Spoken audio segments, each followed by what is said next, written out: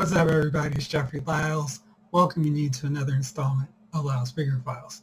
Today was our very first 2022 Marvel Legends panel. Of course, we got some crazy, great reveals, some and then some that I think are very exciting to add to my collection. Let's break them down. First up was the retro card tease of the massive blister card, and it was the Rhino figure that was heavily rumored. This one's a pretty big improvement. If you had the Build-A-Figure Rhino, it had the armored one, so it had the shoulder pads.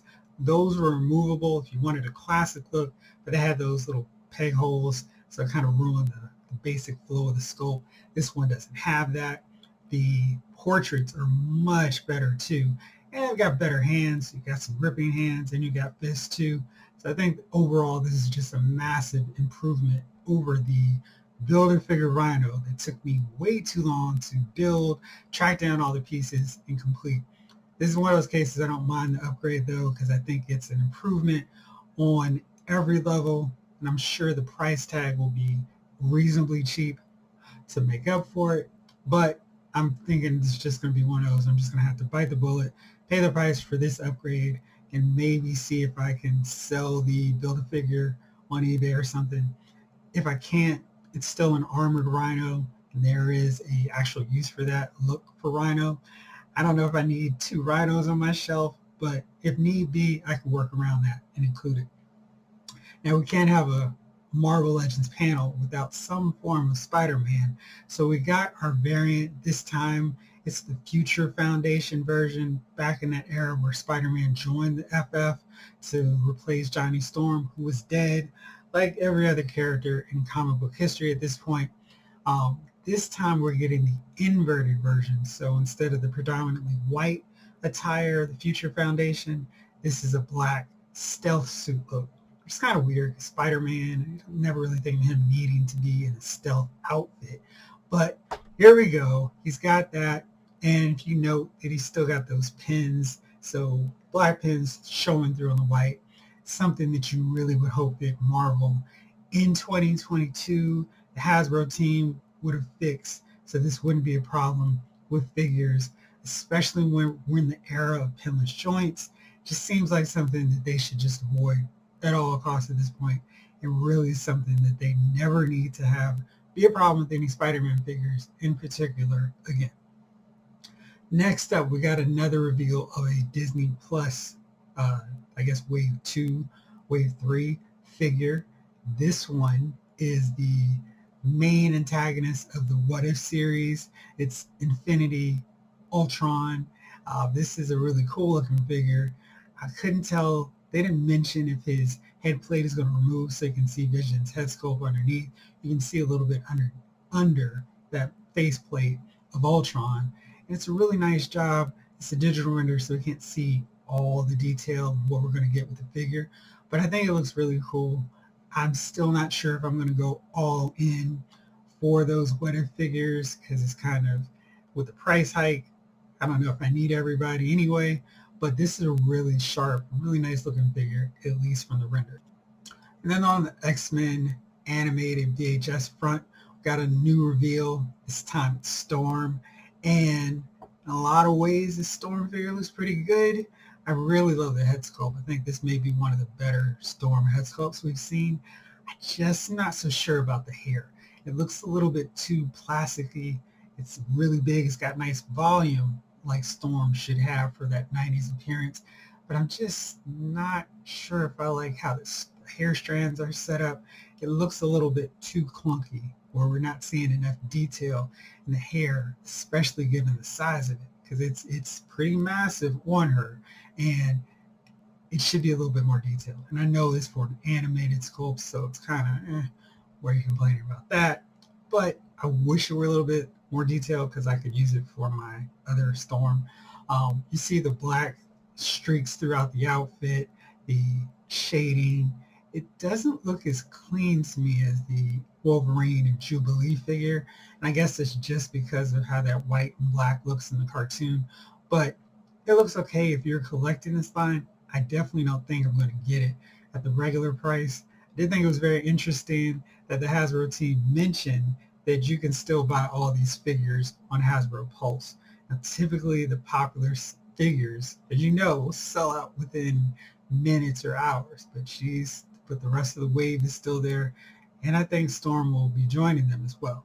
So we'll see if one character comes out and gets released, it makes everybody jump on this line, or if it's just going to be a case really niche thing that certain collectors pick up, dig, and most of us just kind of go, that's a nice idea, but I'm good. So we'll see. Now let's go to the main event of this big series of reveals, the Build-A-Figure controller wave. First up is the Alex Ross inspired Mark 70 Iron Man. I am long since past random Iron Man figures. There's still a few that I do want to see. The Heroes Return version, one of my favorite outfits, armors of Iron Man. I think we should get another crack on that Silver Centurion. I know we just got it, but we really need a better one. We got the 70s one coming with the 20th anniversary one, so that one's knocked off my list. And there's a few more, but this one is just not doing anything for me. Fortunately, this does not have a Build-A-Figure piece, and I don't have to worry about it. But there's another figure I kind of wish was the same as well. Not because it's a bad figure, but just because I have no interest in it. Matter of fact, let's just go right to that figure now with Thor. This is based off of the modern run. You can see all that incredible detail on the tunic, the cape, head sculpt. It's a really nice looking figure. I just no interest in modern Marvel right now, so don't care about that. Did you think the crows are a nice element?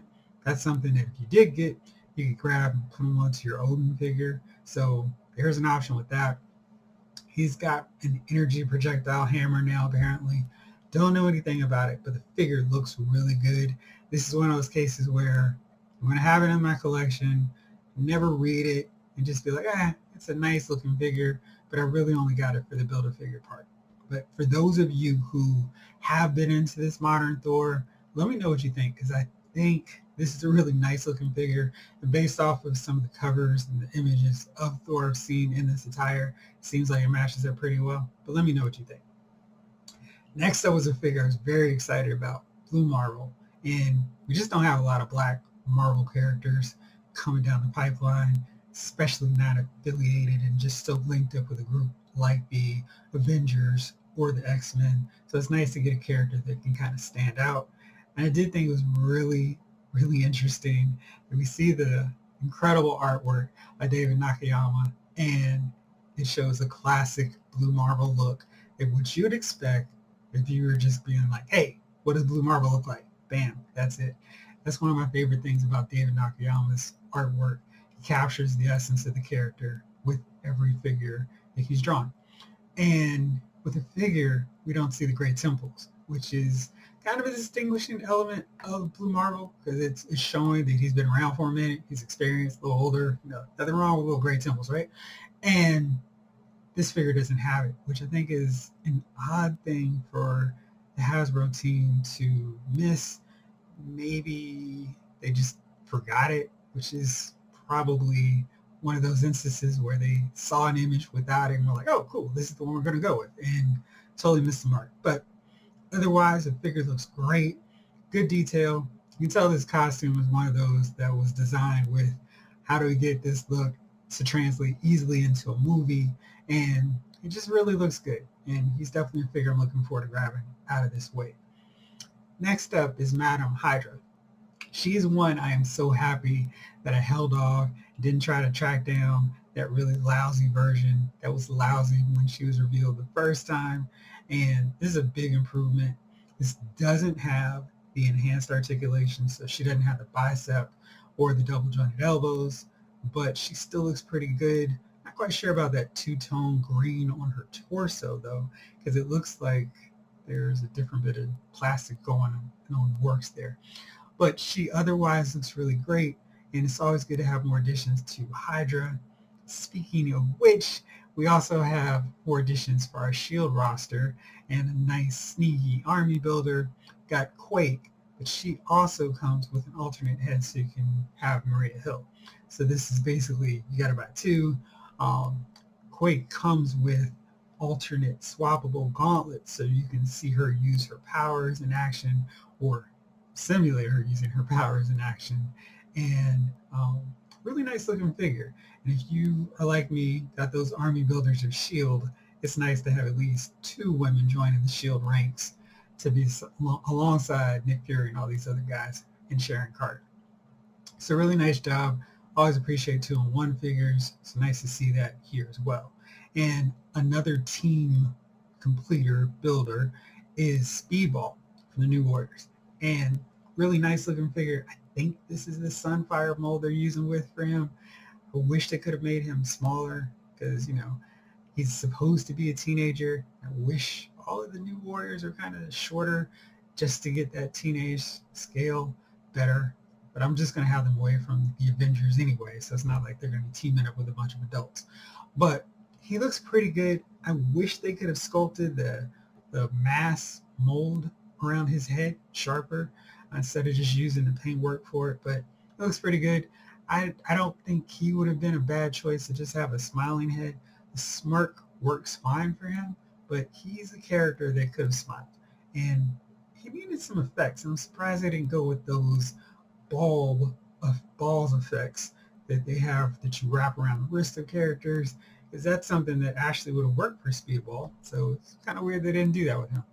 But otherwise, he looks good. Cannot wait to add him to the rest of the New Warriors. Takes another one off. So now we need Namorita, Marvel Boy / Justice, and Silhouette to complete the main basic team. And yeah, so hopefully we get those very soon because, yeah, I love the New Warriors. Love to see that team completed in 2022 and not 2026. So yeah, really nice addition to that squad. And another team member we're getting is another member of the West Coast Avengers, U.S. Agent. So if you were one of those guys who enjoyed the John Byrne series, or when he took over, basically tried to remake the whole squad into his own image, I liked it, but it was definitely a jarring switch if you've been reading the Wackos before he came on. And U.S. Agent has a nice, stern, annoyed, pissed off head sculpt. He looks kind of plain. He's using that Craven buck, so he's big, but the lack of scaling, which is accurate to that outfit, he didn't have it. Just makes him really look kind of simple and basic. So I'm wondering what kind of accessories they're going to get with him, if anything else. And so really strong wave. Now let's take a look at the controller. This is basically a reuse of Thanos. No surprise. I actually had to go back just to make sure that, hey, what's shortcuts did Hasbro take on this one? But controller and Thanos are pretty close likenesses to each other. Just in general, this is smart reuse for Hasbro because it's a basic Build-A-Figure that you can get for cheap. Because I think it's a pretty solid wave. So it's one of those cases where I would be interested in buying these figures anyway.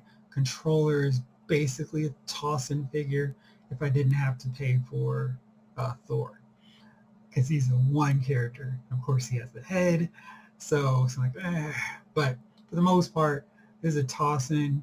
Of course, with that $25 price point for these guys, as I assume will be the case for them, I'm not as excited about them. I'm sure I'll get Blue Marvel and Speedball earlier. U.S. Agent probably soon, and my two Quake and Maria Hill S.H.I.E.L.D. agents. So it's one of those deals where I really want to get them cheaper, but hopefully it'll be one of those cases where Target has a buy two, get one free, or spend $75 or spend $100, save $25 sales, because these waves aren't getting cheaper and we're still getting a bunch of stuff, and it's kind of getting to the point where I'm thinking, all right, do I really need these guys? Do I need them right now? Whatever. And that wasn't the case with Marvel Legends for me for 2-3 years ago. It's just like, yes, new wave, get them. But now I'm like, let's see how fast we need to grab these guys. So let me know what you think about this wave. Let me know what you think about Storm and everybody else. I, of course, will be back on Thursday when it is time for the G.I. Joe panel reveal with some new figures. So, I can't wait for that one. But I'll have the pre-orders up for this wave, the Build-A-Figure controller wave, on the link on loudesmoviefiles.com. So check it out. Thank you so much for watching. I'll be back soon. This episode of Loud's Figure Files has been filed.